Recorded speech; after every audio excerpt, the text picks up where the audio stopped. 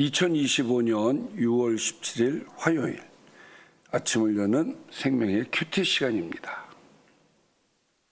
오늘 말씀은 시편 76편 1절에서 12절 말씀으로 연약한 자들을 구원하시는 심판자라는 제목으로 함께 말씀을 나누도록 하겠습니다. 오늘 76편은 전쟁을 종식시키시고 강한 자를 꺾으시는 하나님을 노래하는 그런 시입니다. 그러나 단순한 심판의 메시지가 아니라 그 심판 속에 온유한 자를 위한 구원이 담겨 있다는 사실이 이 시의 중심 메시지가 되겠습니다.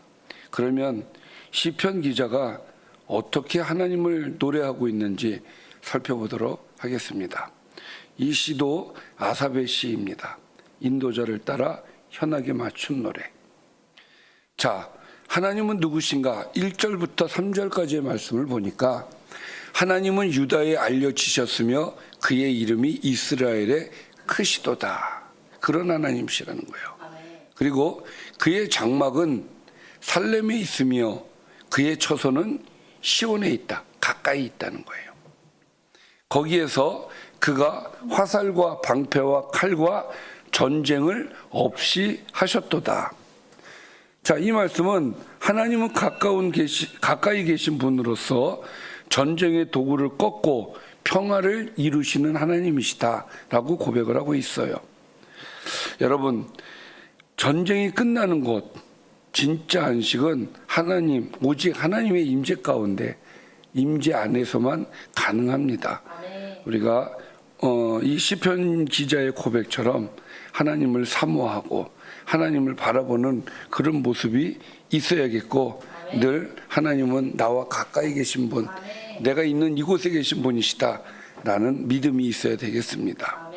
자, 그러면 하나님께서는 누구를 꺾으시는가? 자, 4절부터 6절까지의 말씀입니다. 주는 약탈한 산에서 영화로우시며 존귀하시도다.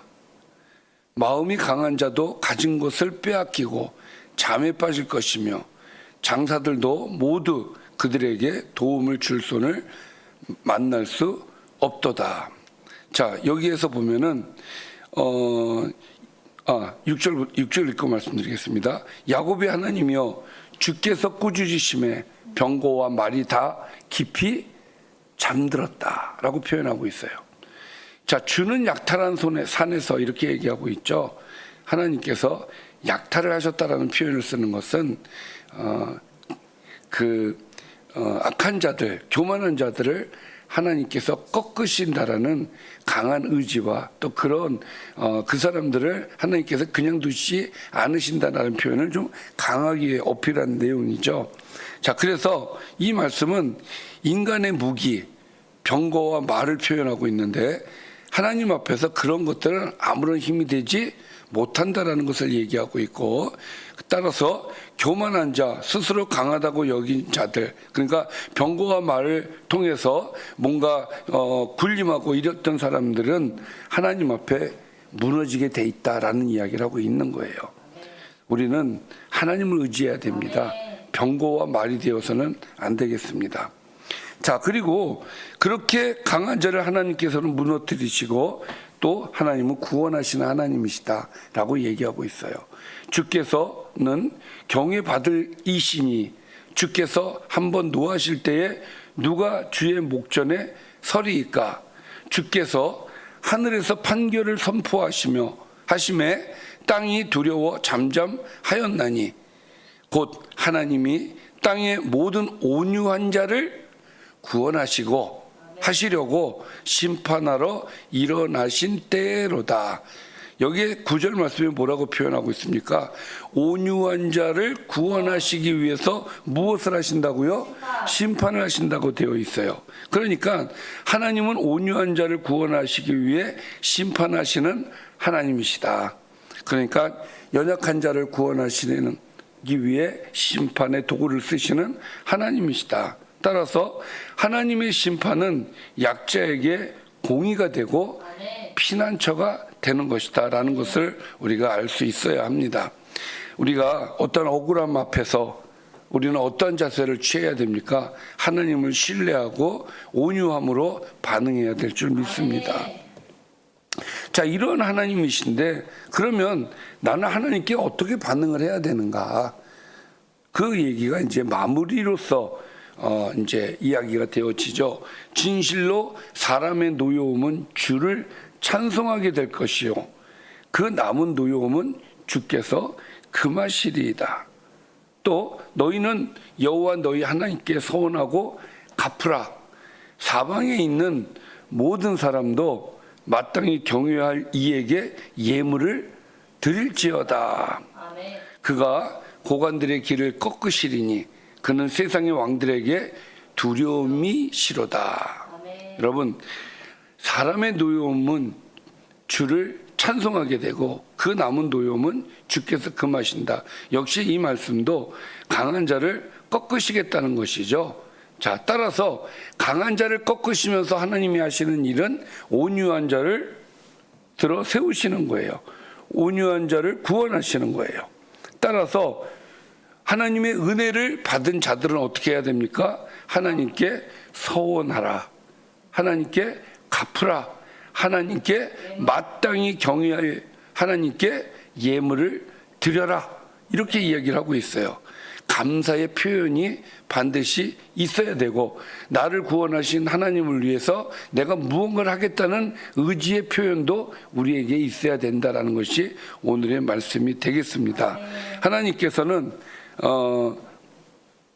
우리의 소원과 또 우리의 예물을 기뻐 받으시고 영광을 받으실 줄 믿습니다. 오늘 말씀을 좀 정리해 보겠습니다. 시편 기자는 전쟁을 없애신 영화로운 하나님이 유다에 알려주셨음을 선포합니다. 하나님이 꾸짖으시면 병거와 말도 잠들고 또 그분이 온유한 자를 구원하시기 위해 심판하려고 일어나시면 땅도 잠잠해진다. 또 세상 왕들에게는 두려움이신 하나님께 우리는 서운하고 갚으며 예물을 통해 경외해야 된다는 것이 오늘의 말씀이었습니다. 자, 오늘 말씀을 통해서 몇 가지 묵상 포인트를 찾아보도록 하겠습니다. 자, 오늘 시편 기자는 온유한 자를 구원하신 하나님을 찬양하고 있어요. 또 하나님은 가까이 계시다라고 얘기를 하고 있어요. 여러분들의 하나님은 어떤 하나님이십니까? 오늘 말씀에 하나님은 유다에 알려주셨으며 그의 이름이 이스라엘에 크다.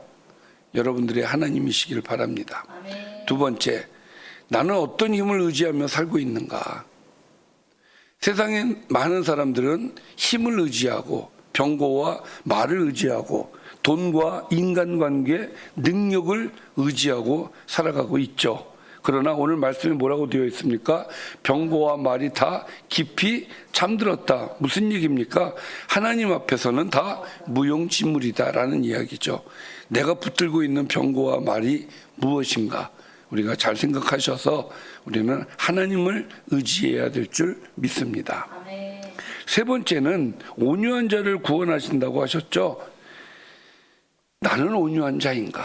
그래야 나를 구원하시지 않겠습니까? 하나님이 땅의 모든 온유한 자를 구원하시려고 심판하러 일어나신 때로다라고 말씀하셨어요. 우리가 온유한 자인가 한번 깊이 생각하는 시간이 되기를 바랍니다.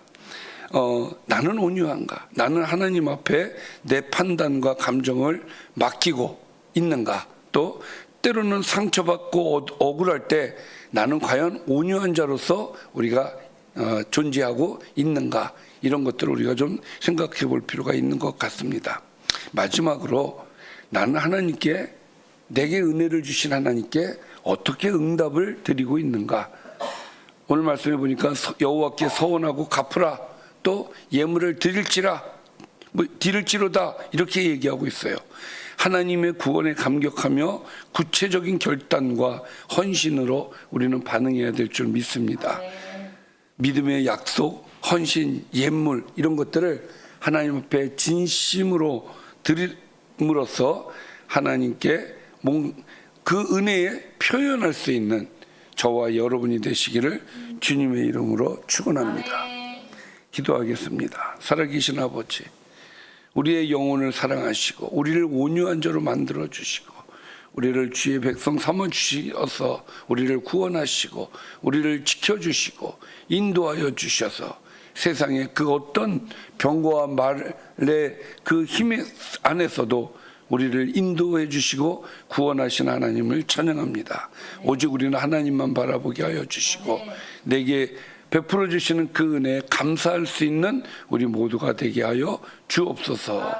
예수님의 이름으로 기도드리옵나이다. 아멘.